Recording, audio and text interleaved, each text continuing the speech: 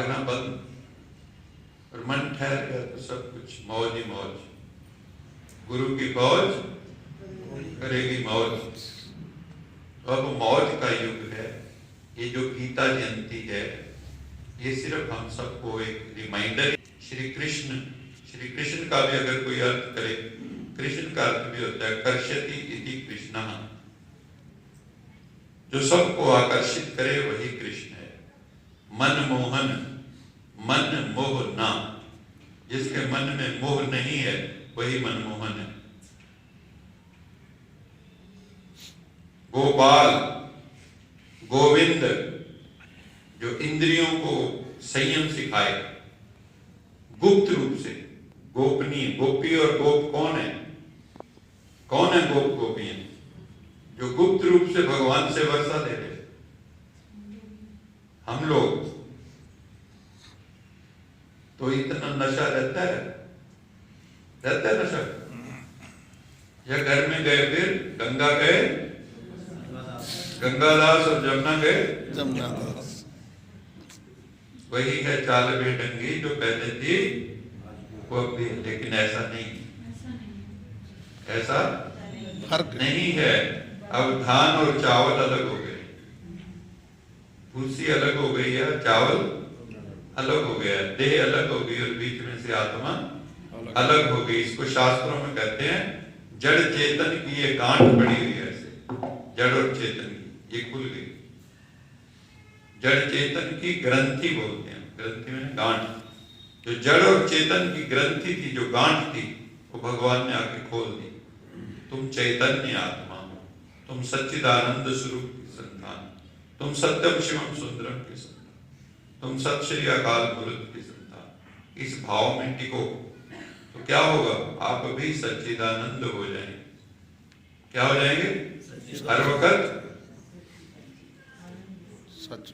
मैं सुबह एक मुरली देख रहा था, साल पहले आया था, गीता ज्ञान सुना के गया, और उस गीता की अनेक व्याख्याएं, अनंत व्याख्याएं। लेकिन आप गीता को जी रहे हो।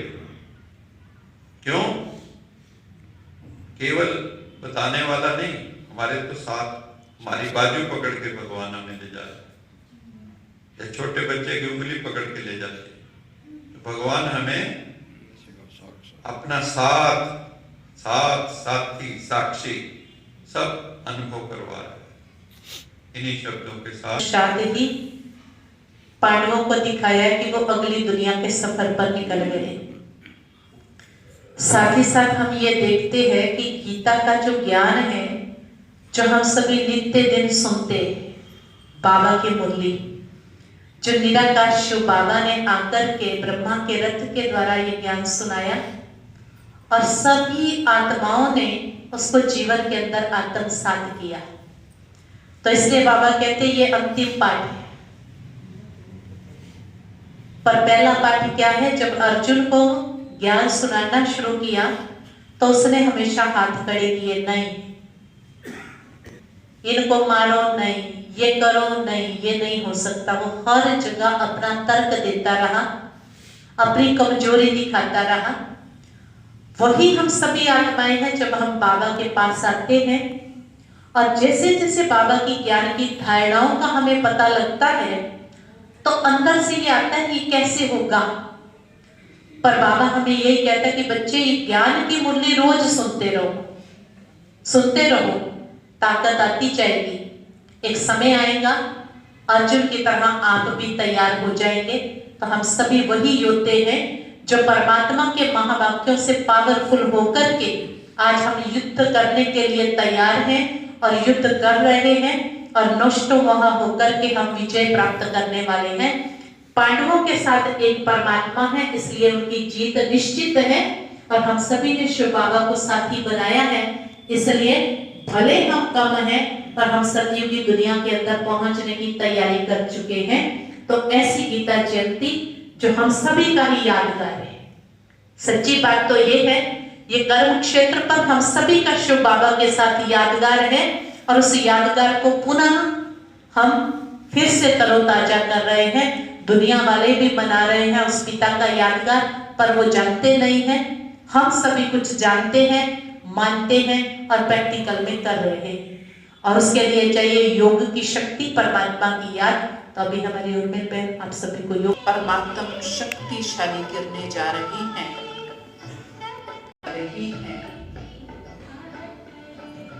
फील करें, महसूस करते जाएं, गर्दन में, दोनों कंधों में, बाजुओं में, हाथों में, पूरी बैक बोन में, बैक में, चेस्ट में, लंग्स में, हार्ट में, हार्ट की एक एक आर्टरी में ये परमात्मा ऊर्जा प्रवेश कर रही है। फील करें,